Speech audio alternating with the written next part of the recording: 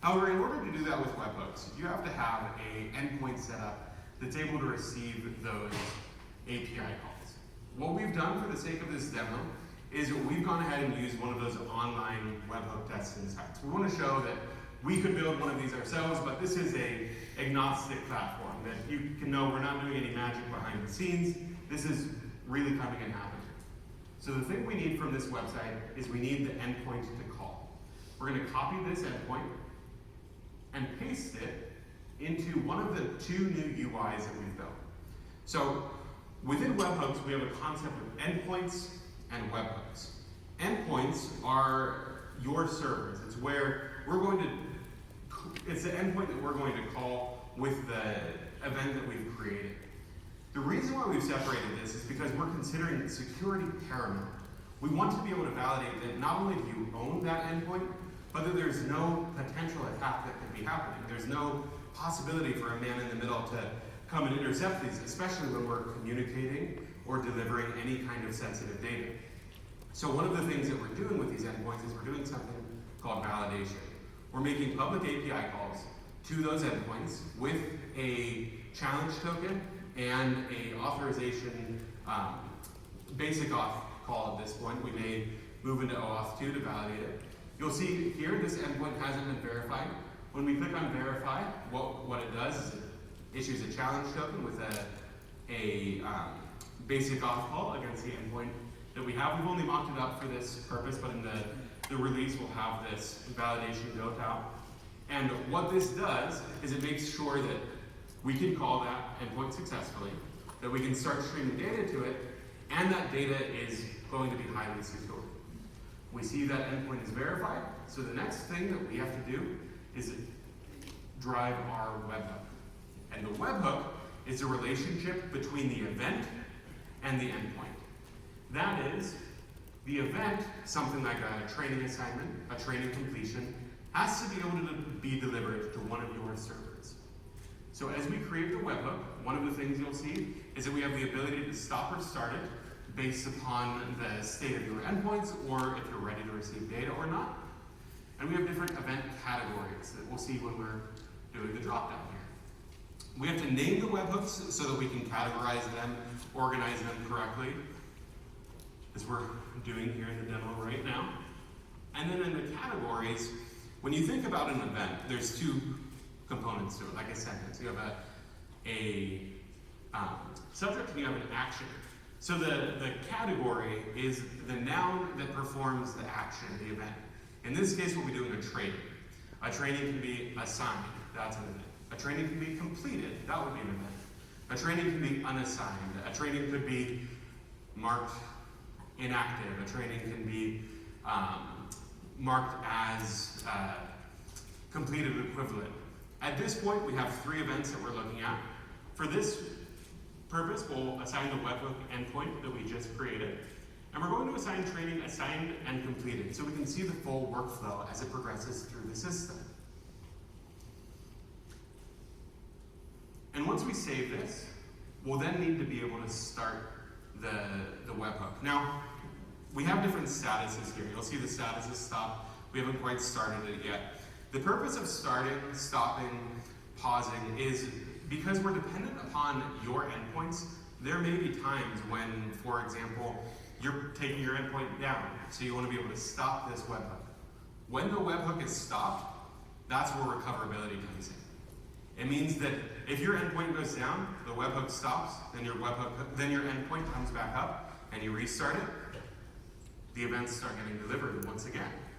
Not only do they get delivered once again, as we're starting to see right now, they get delivered in order. What's happening in this case is we had the learning assignment tool running in the background, assigning events, even as this demo is going on to say, yeah, we're catching it right away. We don't have to take any action to be able to demo it. We're seeing actions taken right away. The next thing we're going to do, though, is we're going to have this user, Jack Brewster, assign some of his direct reports some trainings.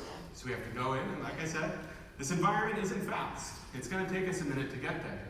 But hopefully what you can see from this is even without the environment being fast, the infrastructure we built this on is so much more robust and powerful than anything we've had before we're able to see those webhooks delivered even faster than the UI is moving.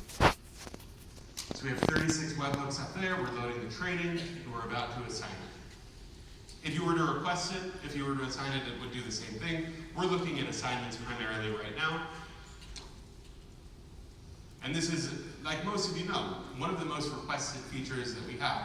Everyone wants to know when a training has been assigned, when a training has been completed.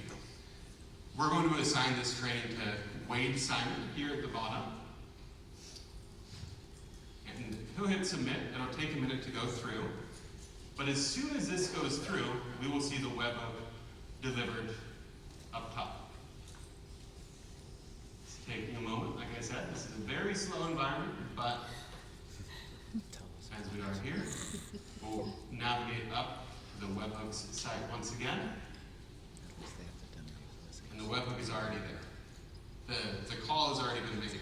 You see the actual data from the webhook that we have is all the data that you would need to either be able to drive functionality on your side, or if you need to, more fully hydrate that data by making API calls to us. You can see the target user ID, ref, first name, last name, same thing for the assigning, same thing for the training ID. All the data that you need to be able to pull that into your system and drive functionality off of it. So what we're going to do now is we're going to log out of this user and log into the assigned user and see what does it look like when you've completed a training. As he goes through this process, a few other things to take in mind. I mentioned the recoverability. The other big advantage we have with this system is we're also guaranteeing event ordering. That is, let's say your webhook goes down, or your endpoint goes down, and you're doing a bunch of learning assignments and completions are happening at the same time. Your endpoint comes back up. You don't have to worry about any of the concurrency, the state machine errors that you might run into, because the way that we will be delivering you the events will be ordered by the daytime that they actually happen within the system. Meaning, outages don't have to be that big of a problem. Not only is the data delivered in real time, but if something does happen, we make sure it's as easy as possible to come back online. So he's going to go ahead and launch this training. And as he launches this, it takes a moment, like I said. One of the slowest environments that we have. Stepping away. It's launched. You'll see the opportunity to complete here. This was a material, so he just has to mark it complete as soon as the option comes up. He's going to mark it complete here in a moment. I hope. All right. So it's marked complete, and we see that event typing into the webhook site again, which we'll see in a moment, very, very quickly. Again, the big advantage of this means that these things are happening in as close to real time as we can get. And this means that the days of pulling the reporting API, the data exporter API, to pull this data is going to be over. It means that you can now get data faster than every 15 minutes, but within seconds. We see the event completed, or the training completed event there, with the username, the refs, the training IDs to know exactly what is taking place. And with that, we've seen the full end-to-end demo of you can imagine the systems that you can power off of a tool like this. Go back to presentation.